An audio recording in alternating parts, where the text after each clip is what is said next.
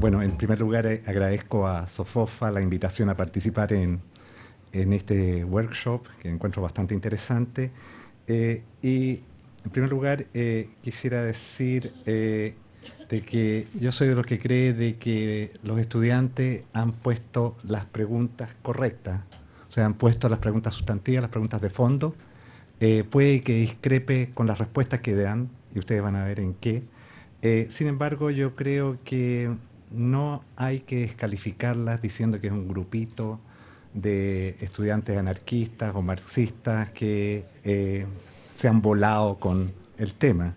Yo creo que hay que entrar a examinar y tratar de contestar y aprovechar la oportunidad para entrar a los temas de fondo.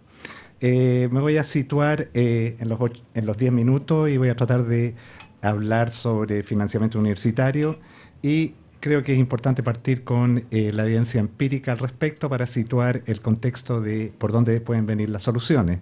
Luego voy a hablar sobre lo que yo creo que son los principios, qué es lo que es la educación universitaria, si un bien público o un bien privado, porque eso condiciona de quién la paga. Algo voy a hablar sobre el mercado de universidades y cuáles son los principios rectores que deberán guiar el financiamiento universitario. Ok, aquí lo que ustedes tienen, cuál es la relación de los aranceles de educación superior respecto al PIB per cápita de los países. Estamos dentro de la OECD y pueden ustedes ver, Chile es el país que tiene el mayor costo relativo de la educación superior. Los aranceles de aquí son los más altos del planeta, 41% del PIB per cápita. Segundo indicador es que cuál es la evolución efectiva de estos aranceles versus evolución de IPC, y lo que vemos que crecen 60% real en 12 años, 60% sobre UF, y crecen los aranceles de todas las universidades, de las privadas, de las estatales, de las que están en regiones y de las que están en Santiago. ¿Ok? Todas crecen alrededor de 5% real por año. La tercera cuestión es que Chile tiene el mayor gasto privado relativo a gasto público del mundo. O sea, esto lo que implica, lo que ustedes están viendo ahí, por cada peso que pone el fisco, el sector público en Chile, las familias tienen que poner 5 pesos. O por decir, por cada millón de pesos que pone fisco, las familias y los jóvenes tienen que poner 5 millones de pesos. Esta relación es la más alta del mundo. O sea, la educación superior en Chile se ha privatizado, pero privatizado en el sentido de que la financian las familias y los jóvenes. Ustedes pueden ver los órdenes de magnitud de lo que pasa en el resto de los países en los cuales esta situación es conocida, son efectivamente los que le siguen a Chile, que son Corea, Japón y Estados Unidos. No sabíamos, en realidad, que Chile estaba más privatizado que estos 3 países que destacan en el resto del mundo. Ok, como contrapartida de esto, y ese es el dual de lo que planteamos antes, es que Chile tiene el menor aporte público a educación superior del mundo, como porcentaje PIB. Y ustedes ven, estamos en la cola. O sea, es un poco más de 0,5% del PIB. ¿Okay? Miren dónde está el resto de los países, donde están nuestros socios, que están en el club de la OECD. Esto obviamente tiene una incidencia en cuánto le cuesta a la familia el costo de educar, de tener un hijo en educación superior. ¿Okay? En que lo que representa el ingreso familiar por quintiles, o sea, el costo de un hijo es mayor al 40% del ingreso familiar para el 60% de la población. Ahora, si uno quiere tener 2 hijos, obviamente es cuestión de multiplicar por 2 y ustedes se dan cuenta que hasta el cuarto quintil llega a tener serios problemas de mantener 2 hijos en la educación superior. Y también el quinto quintil también empieza a tener problemas. ¿Okay? Todo esto redunda en lo siguiente. Si no lo puedo financiar con ingreso corriente, tengo que endeudarme. Y el resultado al final es que cuando los jóvenes egresan de educación superior, la relación deuda, stock de deuda que han acumulado en relación al primer año de ingresos como profesional que tiene, es, en el caso de Chile, 174%. O sea, Chile es el país que tiene la mayor o, digámoslo más directamente, peor coeficiente de deuda de los profesionales que egresan de la educación superior del mundo. Este coeficiente se asemeja bastante a lo que vemos hoy día, lo que le está pasando a Grecia con coeficiente de endeudamiento. He sacado un coeficiente similar para hacerles ver lo dramática que es la situación de endeudamiento de los profesionales que egresan de educación superior, dado el costo que ésta tiene y dado la forma de financiamiento en la cual tienen que incurrir, en que recurren a endeudarse, solicitar préstamos, en los cuales la tasa de interés juega un rol importante. Ok, o sea, por si se les olvidó lo que les dije, ahí está en una diapositiva. El arancel universitario de la Universidad Chilena, el mayor del planeta. Estos aranceles se incrementan a un ritmo acelerado, 60% en 12 años. Chile tiene mayor gasto privado a gasto público en el mundo, privatización del gasto. Gasto público chileno en educación superior, 0,5% del PIB, menor del mundo, y un hijo universitario cuesta más del 40% para los ingresos familiares de los 3 quintiles de menores ingresos, y esto de los universitarios chilenos mayor endeudamiento. Muy bien. Yo creo que el primer tema que hay que entrar a ver quién paga, quién financia la educación superior, tiene que ver con esta cuestión de si la educación universitaria es un bien público o un bien privado. Y la pregunta que hacen los universitarios, el planteamiento que hacen los universitarios es que ustedes, los que tienen más de 50 años, estudiaron gratis. Entonces, ¿por qué nosotros tenemos que pagar? ¿Ok? Una respuesta mala es que antes éramos pocos y ahora son muchos. Este no es un tema empírico del número de estudiantes en el sistema de educación superior. La paradoja es que antes estudiaba la élite de mayores ingresos, y estudiaba gratis. Ahora estudian, gran cantidad de los que estudian son de los quintiles más bajos y tienen que pagar. Esta es una paradoja. ¿Ok? Problema conceptual tiene que ver con la cuestión de fondo que hay que empezar a discutir. Si la educación pública es un bien público o un bien privado. ¿Ok? La educación pública, la educación universitaria como bien privado, hay dos argumentos que se han dado. Uno malo, que es un bien de consumo, que lamentablemente lo dio el presidente de la República, que en realidad tiene el background suficiente para darse cuenta de haber estudiado y haber hecho su tesis de doctorado en teoría de capital humano. ¿Ok? Y saber de que la teoría de capital humano lo que nos está planteando que la inversión, la educación superior, en este caso un bien de inversión en capital humano de alta rentabilidad. Si la rentabilidad es suficientemente alta, entonces tiene que pagar el joven. Ok, por otro lado, la educación universitaria como bien público, hay 3 elementos que aportan y van en la dirección de los bienes públicos que genera. Primero, como se ha dicho reiteradamente, la universidad es el principal mecanismo de movilidad social. La movilidad social y la mantención de esta idea de movilidad social es vital para una sociedad tan inequitativa como la que vivimos. Y esto permite incrementar el nivel de tolerancia para aceptar esta sociedad inequitativa en la cual estamos. O sea, padres piensan, puede que yo ya soné, pero puede que mi hijo escape de la condición en la cual yo estoy, y eso es movilidad social. Segundo elemento tiene que ver con lo que hemos reiterado permanentemente del rol que juega el capital humano, particularmente educación universitaria, para incrementar la competitividad y el crecimiento de este país. Necesitamos profesionales, necesitamos gente con mejor calificación, y eso genera un bien público que nos va a hacer crecer más y ser más competitivos. Lo tercero es lo que ya decía Ortega y Gasset hace 80 años atrás, en la cual los profesionales son quienes van a liderar y gobernar los países, y necesitamos una élite gobernante bien calificada. ¿Ok?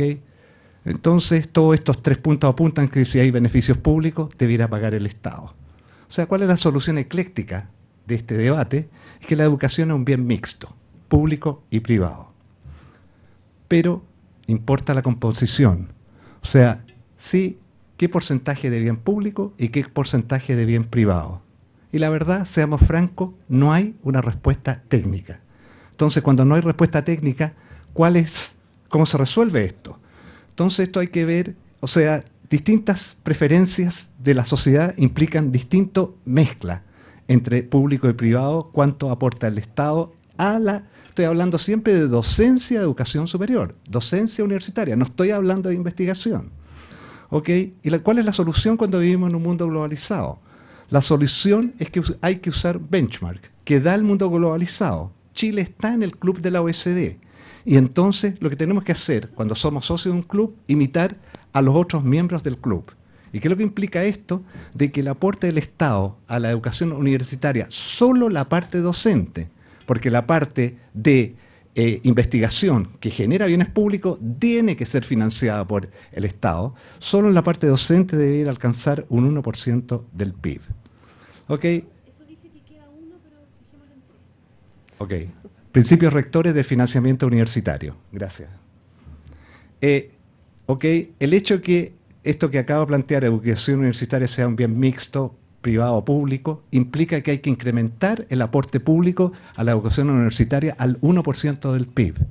¿Okay? Esto como contrapartida a lo que apunta directamente a tratar de que los estudiantes enfrenten menores aranceles. La segunda cuestión que hay que enfrentar rápidamente es que el sistema universitario opera con dos índices de reajustabilidad. Las becas y créditos que reciben los estudiantes usan el arancel de referencia y este se reajusta según IPC. Los aranceles efectivos que aplican las universidades usan un índice de reajustabilidad desconocido que se traduce en incremento de los aranceles efectivos del 5% real por año. Ahora, la existencia de dos índices de reajustabilidad distintas implica que va a haber un incremento de la deuda e incremento de morosidad a futuro mientras se mantengan estos dos índices. La racionalidad económica sugiere que hay que, en estos casos, usar un solo índice de reajustabilidad. Las universidades, tercer elemento, no compiten vía aranceles. No están compitiendo vía aranceles. Este no es como el mercado de las carnicerías que nos describía Adam Smith. ¿Ok? Se desconoce la estructura de costo para fijar aranceles. No sabemos cuáles son los determinantes de costo para que se alcancen los aranceles que se alcanzan, y esto requiere de que haya transparencia. Las universidades, inclusive las estatales, tienen que transparentar su estructura de costo para saber por qué diablos cobran 3,5 millones de pesos o 4 millones de pesos por año por una determinada carrera profesional. ¿Ok? Y como vimos en el panel anterior, ¿qué es lo que están adquiriendo? ¿Cuál es la calidad del servicio que están adquiriendo? En la cual este no es tan fácilmente medible, si es que lo fuera. Lo que está sucediendo en el entorno de mercado que operan las universidades, que hay una especie de carrera armamentista entre las universidades. Lo que hace una tiene que replicarlo a la otra para poder atraer a los mejores estudiantes. Las universidades compiten, todas queremos tener los mejores estudiantes. Y eso lo saben todos los que trabajan en las universidades. Pero esto nos genera una estructura de costos creciente. O sea, en el fondo, lo que se genera, no hay autorregulación. Esto genera una falla de mercado y cuando hay falla de mercado, hay necesidad de regulación de aranceles. Esto por lo demás lo hace país como Inglaterra, lo hace Australia y lo hacen los países en los cuales este fenómeno se ha dado reiteradamente.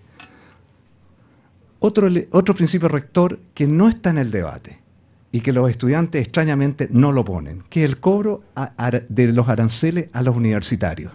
Y yo creo que hay que disociar el proceso de admisión del monto pagado por los estudiantes. O sea, el uso de aranceles parejos en sociedades inequitativas implica aplicar un principio retrógrado que no corresponde a la sociedad en la cual estamos viviendo.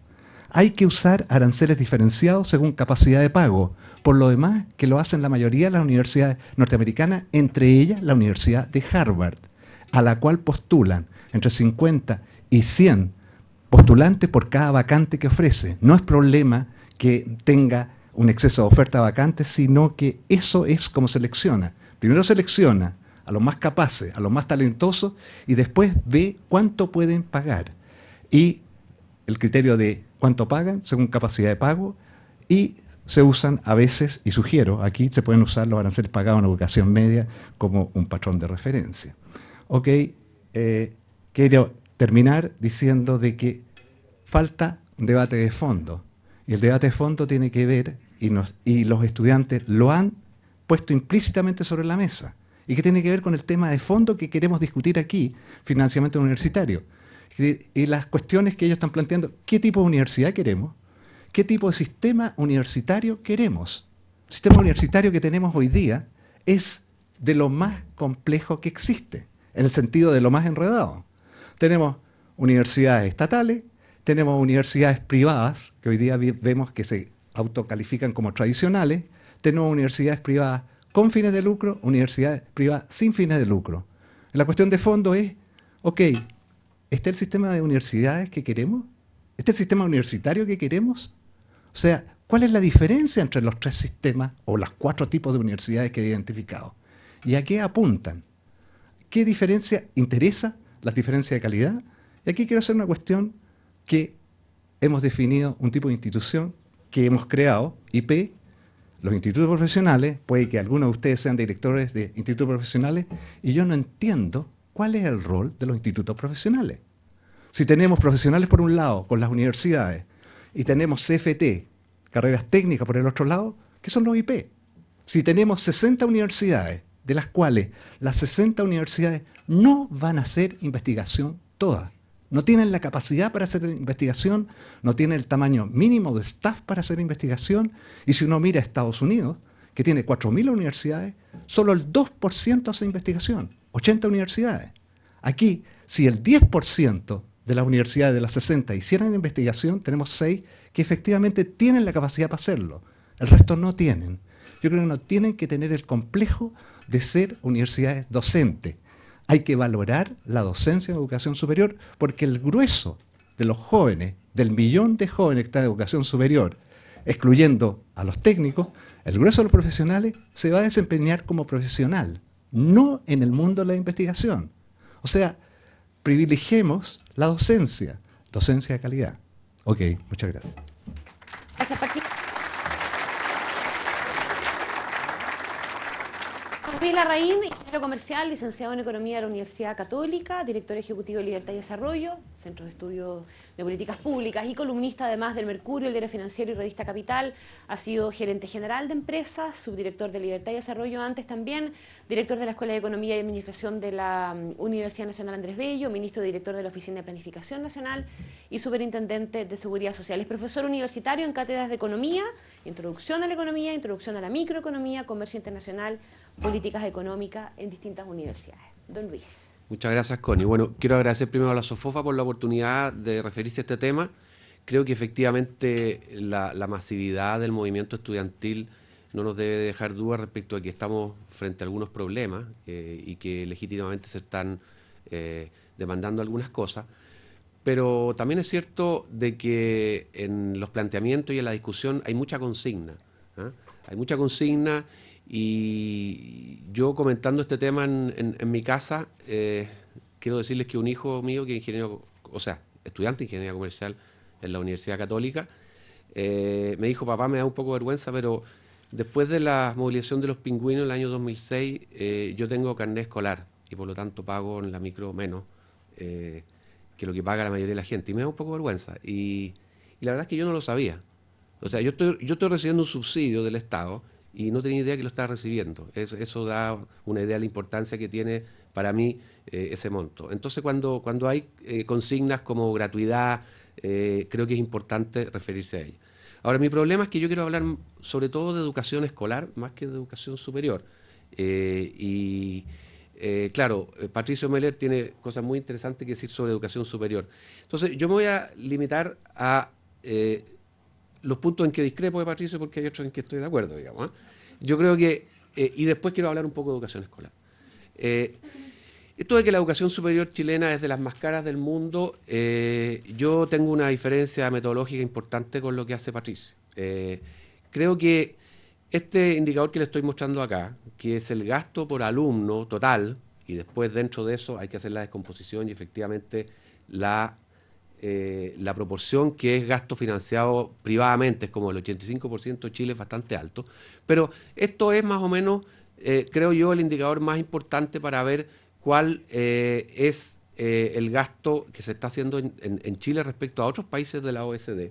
Y el indicador es comparando en moneda igual poder adquisitivo, que son los dólares de paridad de poder de compra. Lo que hace Patricio es discutible. ¿Por qué? Porque si se usa el PIB como per cápita como método para descontar, Chile es uno de los países, de los 3 países más pobres de la OECD. Entonces, el PIB per cápita de Chile es muy bajo. Entonces, cualquier medición que uno haga de Chile va a aparecer siempre como el de los bienes más caros. Yo les tengo algunos ejemplos para ejemplificarlo. Si vemos las manzanas chilenas, probablemente son las más caras de la OECD. Uno no tiene la impresión que las manzanas chilenas son las más caras de la OECD, pero usando esto sí.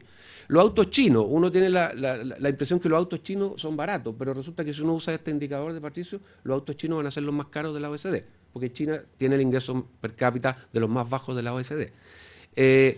No quiero decir con esto que no haya un problema en cuanto a la proporción de los ingresos de las familias chilenas que se está gastando en educación superior, pero creo que haber usado el PIB per cápita no es el mejor indicador. Tratando de caricaturizarlo, lo que Patricio Mener descubrió más que todo es que Chile es un país pobre dentro de la OECD y que es malo ser pobre respecto a ser un país rico en la OECD. No es una cosa muy distinta al usar el PIB per cápita. Pero después lo discutimos. La otra cosa es que el precio también, él dice que el precio no importa, que las universidades no son como las carnicerías. Yo creo que el que esto sea un mercado complejo es cierto en muchos otros mercados, el de los automóviles, la carne también, hay categorías y todo lo demás, y uno no necesita saber todas las características de la universidad para tomar decisiones. Y el precio, además, marginalmente siempre es una variable importante para tomar la decisión. Por ejemplo, una misma carrera con el mismo nombre, ingeniería comercial, vale menos plata en un instituto profesional cualquiera, digamos, que en una universidad como la Universidad de Chile, donde enseña Patricio. Entonces, eso es un indicador de que el precio sí está siendo considerado por los alumnos. Ahora, es cierto que se observa un importante aumento de los valores de las matrículas, pero esto no es evidencia de que no haya ningún tipo de competencia en precio. Hay otros factores que la pueden explicar, porque, por ejemplo, en este periodo se ha implementado la acreditación, que ha significado un aumento de costos para las universidades. También está el efecto del financiamiento estatal. ¿Cuántas becas se están dando? ¿Qué parte de esas becas se están devolviendo o no se están pagando? Por supuesto que eso contribuye a la inflación. Yo puedo concordar con Patricio en que hay que estudiar mejor si existen distorsiones en el mercado de los aranceles universitarios, y creo que de todos modos vamos a estar de acuerdo que hay una mejor solución que la que plantea en su libro, que es fijar los precios, porque esa es una solución que en todas partes ha sido una muy mala solución. El origen del problema que nos denuncia Patricio en su libro y que todo el mundo está consciente es este cuadrito que está acá. Yo creo que es súper importante verlo. El año 1990, un 18,4% de las personas entre 18 y 25 años asistían a universidades, centros de formación técnica o institutos profesionales, y el año 2009 eran 37,5%. Pero lo más importante no es esto, sino que es mirar el primer quintil. O sea, el 20% más pobre, había solamente un 4,2% de las personas, y hoy día es un 19,2%. O sea, prácticamente el 20% de las personas más pobres tienen a sus hijos estudiando en la universidad. Ahora, eso, además que en los últimos 10 años que se ha más que duplicado el número de alumnos, los que han ingresado masivamente han sido estos últimos. Por lo tanto, yo concuerdo con lo que se ha dicho antes acá, en el sentido de que los sistemas de financiamiento que teníamos para la educación superior eran buenos sistemas de financiamiento hace 10 años atrás. No es que hayan sido mal diseñados, eran buenos sistemas, siempre se pueden perfeccionar. Y lo que está haciendo crisis es lo que pasó acá. Y por lo tanto lo que tenemos que hacer es cambiar los sistemas de financiamiento. Ahora, para terminar con este tema, porque quiero hablar de educación escolar, creo que la educación superior en Chile sigue siendo de menor costo que en la mayoría de los países de la OCDE, esa es la medición correcta, que educarse sigue siendo una inversión rentable privadamente para la mayoría de los alumnos, para el promedio por lo menos de todos modos. O sea, las personas que estudian en las universidades en Chile incrementan sus rentas en aproximadamente 3 veces, por lo tanto es rentable.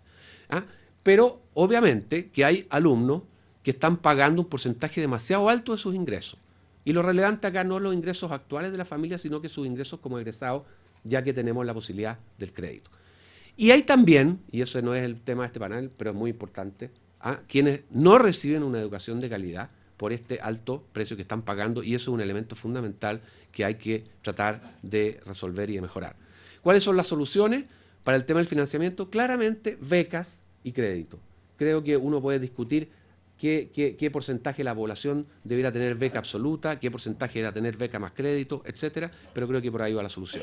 Y para el tema de calidad, obviamente, acreditación y fijarse en la calidad. Pero yo quiero hablarles de educación básica y media. ¿Por qué?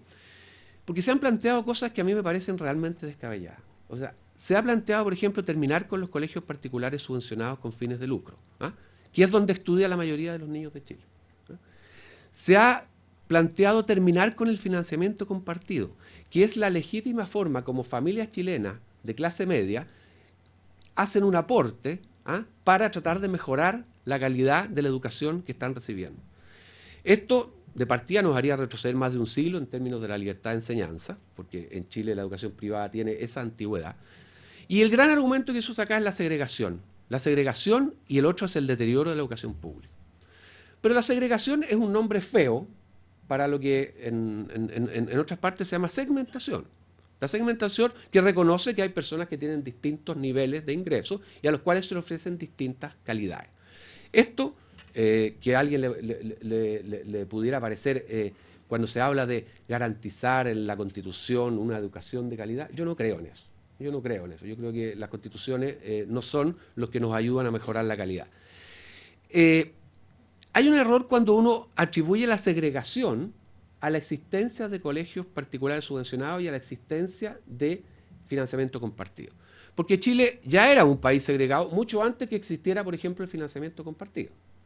Porque además la segregación en Chile es un fenómeno que está muy relacionado con políticas de vivienda, con muchas otras, y en general con el tema de desigualdad que hay en Chile, pero no quiere decir que los colegios particulares subvencionados ni los de financiamiento compartido estén aumentando esa segregación. Eso no es así, yo les voy a mostrar unos números después. Incluso el último informe de la OCDE, el del año 2011, atribuye a la segregación geográfica que hay en las ciudades de Chile el principal incidencia en la segregación que hay en la educación en Chile. Y eso es bastante obvio por lo que uno puede observar. Y además, según la OCDE, y este es un dato al que no se le ha dado la importancia en este informe de 2011, en Chile la incidencia del nivel socioeconómico en el desempeño escolar, y para eso usan la prueba PISA, es muy baja comparativamente en los países de la OECD. O sea, la buena noticia que nos están dando es que este sistema tan segregado, sin embargo, es un sistema que contribuye a reducir las brechas. O sea, la educación no está reproduciendo las desigualdades de la sociedad, sino que nos está ayudando un poco, más que la mayoría de los países de la OCDE, a reducir las desigualdades. Y también, como antecedentes, que hay otros países que son muy poco segregados, que también tienen colegios con financiamiento compartido. Vamos al tema de la segregación o de la segmentación, como le llamo yo. Fíjense que este cuadro que está acá nos está diciendo por cada uno de los quintiles de ingreso, como ustedes saben, el quintil 1 es el más pobre y el 5 es el más rico, que hay presencia de la educación particular subvencionada en cada uno de ellos. Y una presencia bastante pareja. O sea, la educación particular subvencionada se está haciendo cargo de, efectuando el quintil más alto, donde hay una incidencia muy importante de la educación particular pagada, se está haciendo cargo prácticamente de entre el 20 y el 25% de los alumnos de Chile, sin distinción de cuál es el nivel, si es el quintil 1, el quintil 2, el quintil 3 y el quintil 4. Ahora, alguien me podrá decir, bueno, pero es que no hay movilidad entre los quintiles. Claro, no hay movilidad entre los quintiles. Como sucede en muchas otras cosas, como sucede en materia de salud, como sucede en materia de seguridad social, como sucede en materia de muchas cosas en nuestra sociedad. En otras discusiones a esto se le llama segmentación, acá se le ha llamado segregación, que tiene este nombre tan feo. Ahora, ¿qué es lo que ha pasado? ¿Cómo ha evolucionado la educación chilena en este? Si ustedes miran este cuadro, hay un 49% de los alumnos, prácticamente 1 millón, que está en la educación municipal. Y tiene un ingreso medio, la familia, de 506.000 pesos. Los particulares subvencionados, hay 1.052.000, un poco más que la educación municipal. Y de eso, los que están con financiamiento compartido tienen el 62% y el 38% de los que no pagan nada. O sea, la última línea es comparable con los municipales, en el sentido que no pagan, Fíjense que los particulares subvencionados son incluso más pobres, las familias son más pobres que las de los municipales. ¿Ah? Y sin embargo, esas familias pobres están eligiendo un colegio particular subvencionado. De esos que quieren eliminar aquellos que hablan de que hay que poner fin al lucro en la educación. ¿Ah? La gente está eligiendo. Antes, no está Mario, así que no es bueno rebatirlo cuando no está, pero antes yo alcancé a escuchar algo de lo que decía él, de una encuesta que ellos habían hecho, de que si la gente prefería la educación pública o la educación privada. ¿Para qué hacer la encuesta si la encuesta está acá? ¿Ah? La gente elige los colegios particulares por sobre los colegios públicos. Y ese yo creo que es el origen del ataque que hay en este minuto contra la educación particular.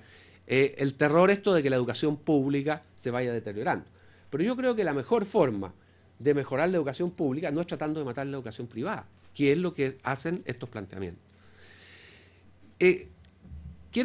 Bueno, esto es lo que yo le estaba diciendo. Esto es lo que está pasando con la educación en Chile. La educación pública viene hacia abajo, la educación particular va hacia arriba, y la educación particular pagada, que es la que está abajo, incluso está disminuyendo su incidencia respecto, 3 minutos, ya, respecto a la particular subvencionada, que le está quitando alumnos a la particular pagada, que eso es un fenómeno bastante interesante. La pregunta entonces, ¿es tan preocupante el traspaso de alumnos de colegios municipales a particulares subvencionados? Aquí opera el principio de subsidiariedad. Cuando el Estado no está proveyendo educación, hay particulares que la están proveyendo, y creo que eso no hay nada de malo en eso.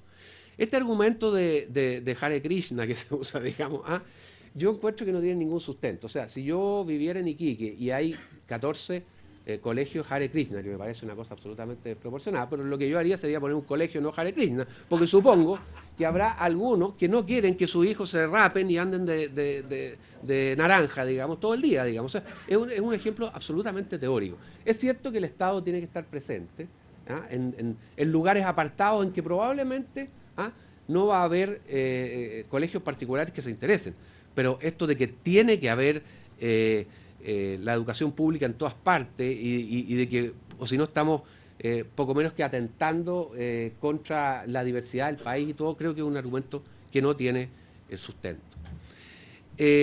Bueno, como me queda poco tiempo me voy a saltar esto, pero yo en esto básicamente es que este es un estudio que se realizó por un par de investigadores de Libertad y Desarrollo que se va a presentar en el próximo Congreso de Políticas Públicas, que dice básicamente que los colegios particulares subvencionados hacen una diferencia positiva en calidad respecto a los colegios municipales, y lo hacen en todos los segmentos, no solamente en los segmentos medio y medio alto, sino que también en los bajos. Incluso en el caso del lenguaje es más claro en los segmentos bajos. O sea, la educación particular subvencionada está haciendo un aporte muy importante. Que se acabe la educación particular significa que más de 1.200.000 alumnos tendrían que estar obligados a cambiarse de colegio. Nosotros hemos hecho algunos cálculos que dicen que un porcentaje muy importante de ellos a colegios de peor calidad y otro porcentaje muy importante a colegios más caros, que serían colegios particulares que son sin fines de lucro, que son en general buenos colegios, pero que son más caros.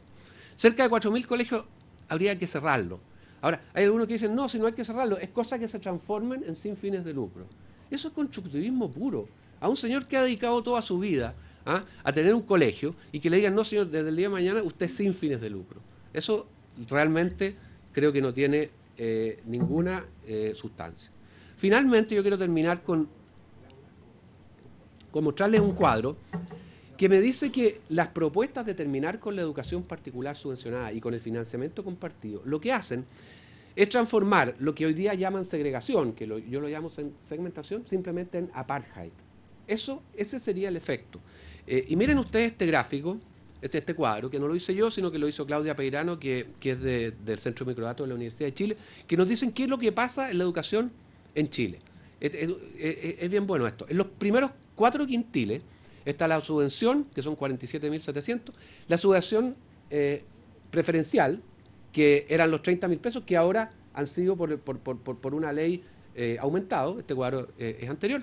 Hay un descuento por asistencia y al final, la última línea es muy importante, que nos dice que los primeros quintiles, los 4 primeros quintiles, cuesta prácticamente 70.000 pesos la educación, Después en el quinto quintil baja, y esto se explica, en el quinto, el sexto y hasta el séptimo, se explica porque no tienen subvención preferencial, ¿no es cierto? Entonces, esas familias, digamos, cuentan con esa cantidad. Y aquí está lo que yo les decía. En el quinto quintil hay familias que pagan en promedio 10.000 pesos mensuales, hacen ese esfuerzo. En el sexto quintil, 16.000 pesos mensuales. En el séptimo, 18.000 pesos mensuales. En el octavo, 36.000 pesos mensuales. Y en el noveno, 72.000 pesos mensuales. Esas familias que están buscando una educación de mayor calidad para sus hijos, se les quiere prohibir que hagan eso. Y lo que se quiere es que aquí haya apartheid. Entonces nos quedamos nada más que con los 4 primeros quintiles, con la educación pública, y nos quedamos con el 10.º quintil de la gente que paga 300.000 pesos para que sus hijos vayan al colegio. Esa es la consecuencia de terminar con el lucro de la educación o de terminar con el financiamiento compartido en la educación. Una verdadera aberración. Así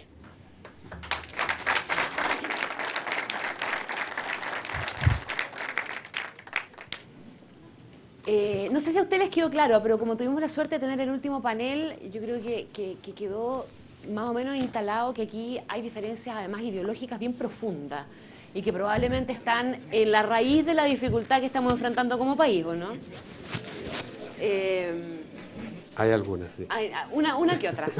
Y vamos a hablar de financiamiento y terminamos hablando de libertad de elección, digamos, también, además, ¿no es cierto? Por el financiamiento compartido. Pero, digamos, ¿no? de acuerdo. Bueno, aquí vamos a buscar la forma de congeniar un poquitito la conversación porque el tema del financiamiento... A ver, yo le veo dos derivadas y voy a tratar de conectarlo de alguna manera con lo que ustedes planteaban, porque Pato habló del tema universitario y Luis habló del tema escolar, pero hay dos aspectos del financiamiento en los que me gustaría que se involucraran ustedes, y una es cómo se financia y otra es de dónde sale la plata para financiar, ¿no es cierto?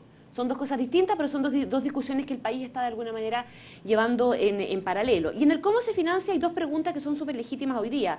¿A qué alumnos les damos la plata y cómo se la damos? ¿Verdad? ¿Y a qué instituciones les damos la plata y también cómo se la traspasamos? Patricio. Sí, yo creo que hay también una pregunta previa. ¿Cuánto se financia? O sea, que aquí quiero discrepar de lo que dijo Luis respecto a esta normalización del PIB per cápita. O sea, si yo hubiera querido hacer el punto de que las universidades chilenas son de las más caras que hay, me basta con comparar con las latinoamericanas. Y no quise hacer esa comparación con las latinoamericanas, porque a nivel latinoamericano, en montos relativos, absoluto, o tomes el indicador que tomes, somos las universidades más caras del continente. Y también, ¿Okay? también la de mejor calidad, porque No tú estoy mira, seguro. mira entre tus No alumnos estoy y vas a ver seguro. que está lleno de estudiantes latinoamericanos. No estoy Está seguro. No, Por lo menos. Está bien, pero ahí la en pregunta absoluto. es si el precio justifica. No estoy seguro. justifica o no, Porque digamos. mira por otro lado los rankings, y en los rankings aparecen primero las brasileras que cuestan menos que el nuestro. una Bueno.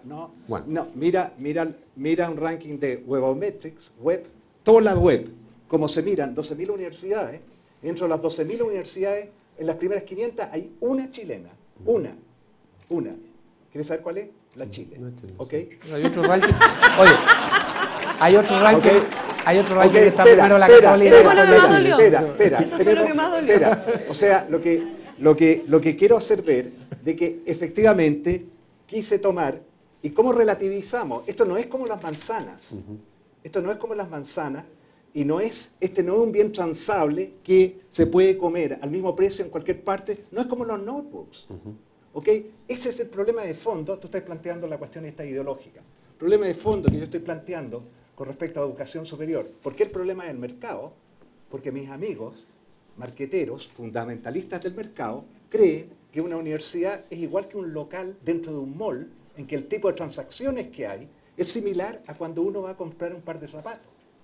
Y no es similar, es totalmente distinto. La transacción, cuando, no sé, las mujeres se demoran más, pero los hombres cuando vamos a comprar un par de zapatos, pues nos podemos demorar hasta 10 minutos y punto.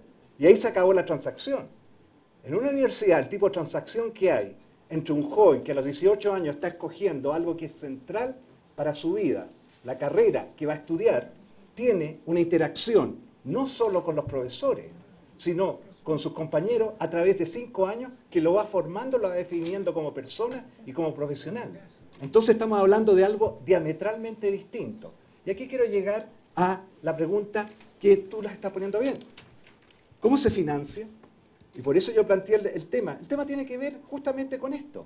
¿Creemos que la educación superior es un bien público o privado? ¿O en qué porcentaje? ¿Y en qué porcentaje? Y esto no lo vamos a resolver aquí con regresiones, podemos correr 1000 regresiones, ¿ok? Sobre todo, perdóname que te diga, pero hacer regresiones, y aquí voy a abrir un paréntesis, a nivel de la educación escolar, con las nubes de punto que mueve y que mostró Harald Beyer para los 3 tipos de instituciones, no tiene ningún sentido. Podéis tratar de ajustar un círculo a esa nube de puntos y te va a dar re bien, ¿ok? Lo cual quiere decir que cualquier cosa que saques, tratando de probar, mire, aquí el aporte privado y los colegios con fines de lucro mejoran re harto la calidad, no es cierto. No corresponde a la evidencia empírica que uno está mirando ahí, esas 9 puntos, que no te puede dar ninguna tendencia en que si te la da, el R cuadrado no puede superar punto 1. Es un estudio panel, pero bueno. Bueno, ok, pero yo quiero ir al tema de cómo se financia y a qué instituciones se financia. Yo creo que esas son preguntas de fondo. O sea, y las preguntas de fondo tienen que ver, hoy día, que lo que está discutiendo en el Congreso es, ¿se le da subsidio fiscal a instituciones que son privadas? Es que cuando digo privadas, son todas las privadas. ¿O solo el subsidio fiscal a las universidades estatales? Esa es la pregunta de fondo, ¿ok? Que hay que entrar a examinar. Ahora, yo creo que hay que entrar aquí a clarificar qué sistema universitario queremos y qué entendemos por universidad. O sea, yo creo que si definimos lo que es universidad, en la cual, privada o no privada, lo que importa es la calidad de la docencia, importa que haya un criterio de admisión claro de cómo se selecciona a la gente, pero además que haya pluralismo, que Luis aquí descarta que este no es un país que haya apartheid, no hay segmentación, no hay segregación. ¿Si hay segmentación? Sí. Momento. Aquí a lo que voy, yo creo que más importante es el tema de pluralismo y libertad académica. O sea, el tema de fondo con las universidades con fines de lucro, o sin fines de lucro, o privadas, y también con varias estatales, tiene que ver si los profesores pueden discrepar de la filosofía, del pensamiento ideológico que tienen los dueños de la universidad. Eso es lo que está en el fondo de la discusión. Probablemente lo que tenemos que discutir es el sistema de educación superior. Pero déjame Connie, contestar una de las cosas que dice Patricio. Bueno, pero trate de incluir mi respuesta ahí también entre medio. Sí, por supuesto. Yo creo que cuando uno está en una actividad siempre la encuentra muy noble. Yo encuentro bien que Patricio, como profesor universitario, encuentre, digamos, que esta actividad es totalmente distinta a los demás. Ahora, uno escucha hablar de repente a alguien que produce salchicha y se sorprende de las bondades y la nobleza que le encuentra a esa actividad. Ahora, yo no quiero decir con esto que las universidades sean igual que las salchichas. Lo que yo te quiero decir, lo que yo te quiero decir, Patricio, es que cuando tú analizas con herramientas, digamos, de análisis económico y todo lo más a un mercado, entonces tú tienes que reconocer de que todos los mercados tienen complejidades, que todos los mercados tienen diferencias, y que las decisiones que toman las personas son en general decisiones que van incorporando distintas variables. Ahora, esto es complejo, obviamente que es complejo. La pregunta de fondo a la que tú vas es, ¿esto es un bien totalmente privado o no? Yo te doy mi respuesta, yo creo que no es un bien totalmente privado, excepto lo que tú mismo llamaste universidades docentes.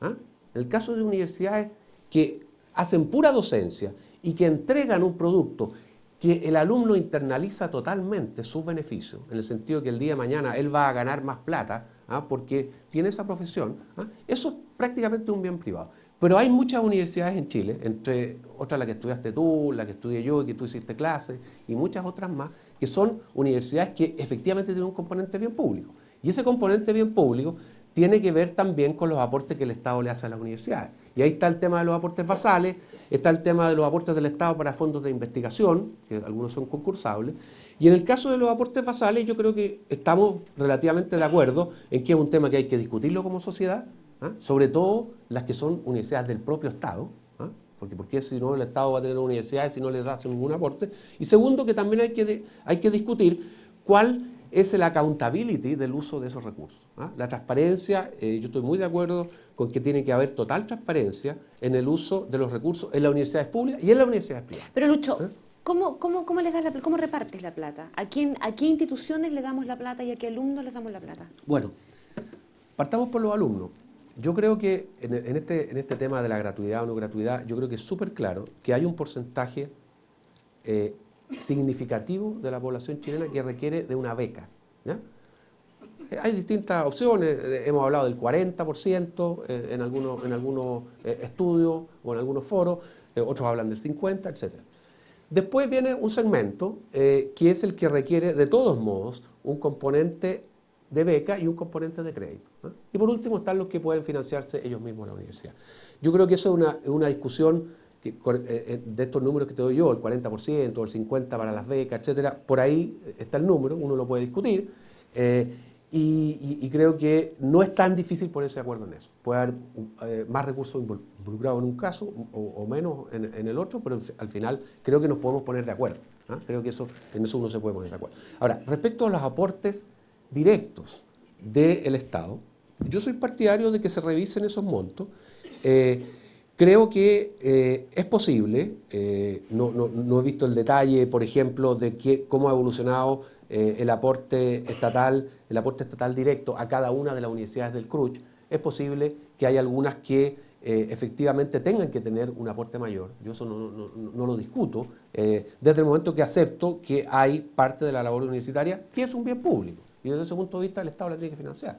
O sea, yo no tengo problemas con eso, ¿ah? ¿Y con las universidades privadas con fines de lucro?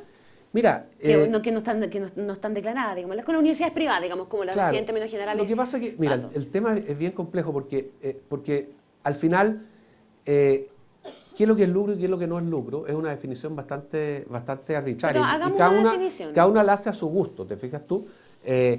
A mi juicio, lo importante es que haya transparencia. Lo importante es que haya transparencia. Y hoy día, probablemente las universidades que son acusadas como universidades que están lucrando, probablemente, porque tienen gente competente ahí, no están contraviniendo ninguna ley, ¿te fijas tú? Y lo están haciendo, digamos, de acuerdo a la normativa que existe. Entonces, la pregunta es que la sociedad chilena tiene derecho a saber cómo se están utilizando los recursos en las universidades, cómo se gastan los recursos, se generan o no se generan excedentes, hacia dónde van los excedentes. Para mí es tan importante saber si una universidad de estas que llaman con fines de lucro está retirando excedentes a través de, por ejemplo, una sociedad relacionada que le arrienda. Yo quiero saber eso. Yo creo que a ese contrato se le apliquen las mismas normas que se le aplican a la sociedad anónima respecto a transacciones con empresas relacionadas, a ver si no hay una extracción indebida de recursos o si simplemente se está remunerando la inversión y el capital que se puso para poder tener una tremenda infraestructura en su universidad.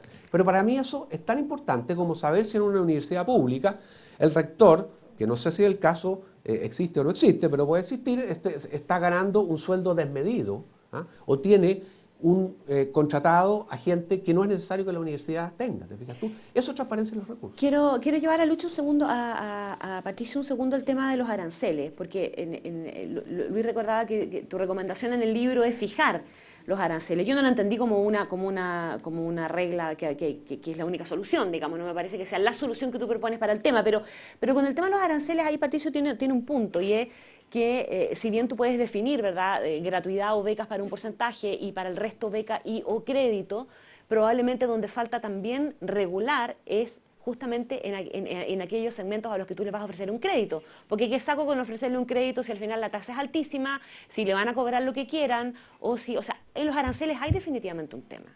O sea, yo quisiera decir de que a quién van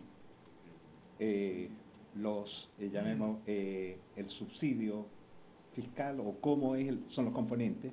Yo coincido que la parte más fácil de identificar es a quien no van.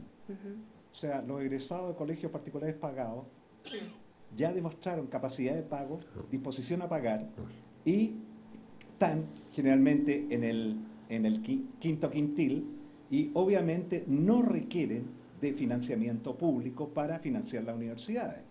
Pero sí tenemos problemas con el resto. O sea, y aquí estamos hablando el 80%, 85% del resto de los jóvenes que acceden a la universidad. Entonces, cuando se plantea este esquema que tú dices de beca y crédito, indistintamente en qué quintila está, si tú tienes estos dos índices de reajustabilidad, te está generando el problema de incremento de deuda y morosidad en corto plazo. O sea, no estás resolviendo el problema. Ahora, yo quiero reiterar de que esta cuestión de los aranceles en todas las universidades, que no hay autorregulación, en la cual, ¿en qué gastan transparentando costos? Yo creo que hay que transparentar la estructura de costos, en que uno ve metros cuadrados de infraestructura, metros cuadrados de áreas verdes, avisaje en la web o en los medios de comunicación, o las fotos, las páginas sociales de los diarios. Y la pregunta directa que hago reiteradamente, ¿qué tiene que ver con la calidad de la educación superior las fotos que aparecen en las páginas sociales de los diarios? ¿Cómo incide? ¿Cómo inciden los metros cuadrados también? Yo creo que es mejor estar como en este auditorio más amplio, pero la cuestión de fondo es cuánto eso incide en la calidad, ¿ok?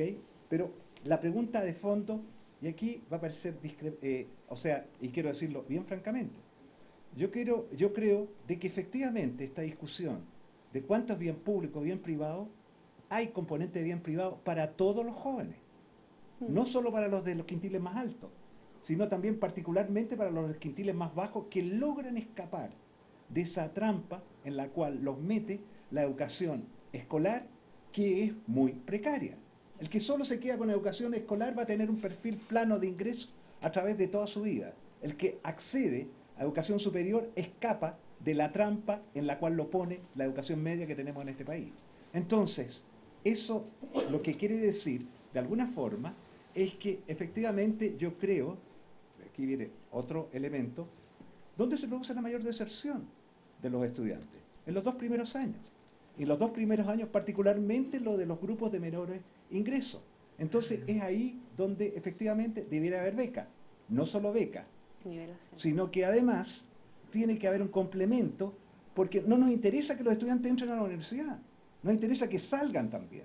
Entonces tiene que haber un apoyo, un respaldo académico para nivelarlos por las insuficiencias de la... Entonces eso quiere decir que en los 2 primeros años sí es beca, pero eso nadie impide que después te pases de beca a crédito. Y que para los mismos estudiantes de bajos ingresos, porque ellos van a internalizar parte de la educación que están adquiriendo. Ahora, eso yo a lo que voy es que cuando veo dentro de la propuesta del gobierno de cuáles son los recursos para nivelación académica en los grupos de bajos ingresos, parece un chiste. O sea, por la cantidad de recursos que están dedicados a esto. O sea, no entender un elemento respecto a lo que decía Pato, que es importante, que es que yo me refería al tema de la fijación de los aranceles. Yo no sé si tú no, en el libro no lo explicitas mucho, digamos, pero yo creo que no es una buena idea hacer una fijación de aranceles en la universidad. Sí entiendo el tema de que la existencia de sistemas de crédito implica introducir de alguna manera una distorsión en la cual uno tiene que fijarse en qué es lo que está pasando con los aranceles. Pero ahí uno tiene instrumentales como los que existen hoy día que se pueden perfeccionar bastante, que son los aranceles de referencia. No necesariamente fijación de aranceles a todas las universidades. ¿Te fijas tú? Esa es la discrepancia. Los ingleses creen que es una buena idea y le ponen aranceles tope a toda la universidad. La de Cambridge, Oxford, tope, sí, tope. Que es distinto. Las australianas tienen el mismo esquema de aranceles fijados y todos se guían por eso. Sí.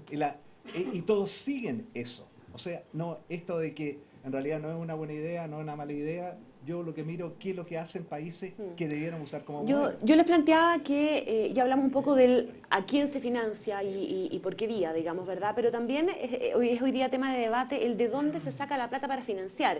Yo quiero tomar, Harald Beyer decía que, y lo daba como un hecho de la causa, que invertimos poco en educación. Los presupuestos que hemos tenido y el presupuesto de este año, que ya está explicitado, ¿verdad? Ya se conoce, tampoco es un cambio muy sustantivo en el monto en que se está invirtiendo en educación, aunque sí sea más elevado que los de años anteriores. Partiendo de la base de que la afirmación de Harald Beyer es efectiva, ¿verdad? Que se invierte poco en educación. ¿De dónde sacamos la plata para aumentar esa inversión?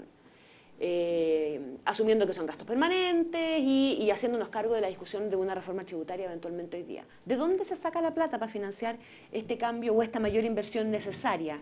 en Bueno, el yo sistema? creo que eso es una discusión que hay que tenerla. Es una discusión que no solamente tiene que ver con los recursos, sino que con la implementación de la reforma. Yo creo que cualquier planteamiento que hable de aumentar en un 50% o en un 100% el gasto en educación en el año que viene es insensato. Es insensato porque se va a hacer pésimo. ¿Ah? O sea, tú no solamente tienes que ver si necesitas más recursos, sino cómo lo vas a hacer. Y sobre todo si además están diciendo que se eliminen los establecimientos como existen hoy día y están inventando unas entelequias nuevas de nuevos establecimientos que van a tener que gastar esos recursos incrementales. Entonces, yo creo que la discusión es válida. Yo creo que efectivamente Chile debería tender a gastar más porcentajes del PIB en educación. Porque básicamente... Y con mayor aporte público. ¿Ah?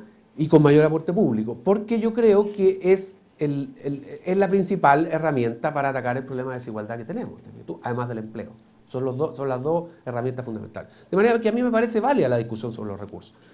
Lo que creo que es un poco caricaturesco esta cosa de poner la carreta delante de los bueyes. Entonces, estamos inventando reformas tributarias y todo lo demás, sin ni siquiera haber sacado las cuentas de las platas que necesitamos ni de las que tenemos. Yo te doy un solo dato. Con el informe que hizo el panel de expertos de precios del cobre, ¿ah? Chile tiene para el año 2012 $2.500 millones adicionales, ¿ah? Gastables, ¿ah? ¿Ah? A partir del cambio que hubo en la estimación de precio del cobre por parte de los panelistas. Bueno, esas son magnitudes que tienen que ver y están más o menos relacionadas con los montos de los recursos que se están hablando que se necesitan para una reforma. Ahora tú me podrás decir, bueno, pero es que eso no es permanente. Bueno, veamos, ¿te fijas tú? Veamos qué es lo que sucede en adelante. Yo no me cierro a la alternativa de que uno tenga que modificar la estructura tributaria, ni que tampoco tenga que reducir otros gastos que sabemos que son... Pero creo que partir por la discusión de que tenemos que hacer una reforma tributaria y después vemos qué hacemos con la plata, es como... me tinca que se va a gastar más la plata, ¿sí? ¿Ah? Claro. ¿Te fijas? Sí, yo creo que claramente aquí van a haber gastos permanentes que se van a tener que incrementar para mejorar la educación que tenemos en este país a todo nivel. O sea, sin recursos esta cuestión no funciona, esta cuestión no se mejora, ¿ok? Y la magnitud de los recursos, o sea, aquí también hay que entrar a tener una discusión sobre de cuánto estamos hablando.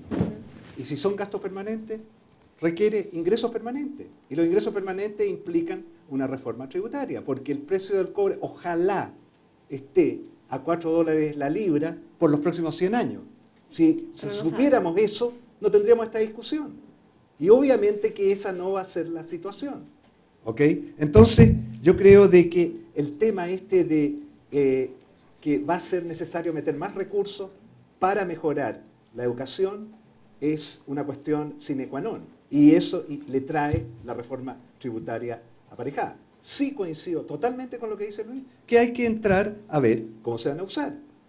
Hay que entrar a tener un sistema de evaluación de cómo se está usando. Y hay que tener un sistema en el cual no lo tenemos todavía, que son, y no nos basta con los indicadores que tenemos, y todos los que generemos no es suficiente, son indicadores de medición de la calidad de lo que estamos haciendo en educación. Educación superior, educación escolar y preescolar también.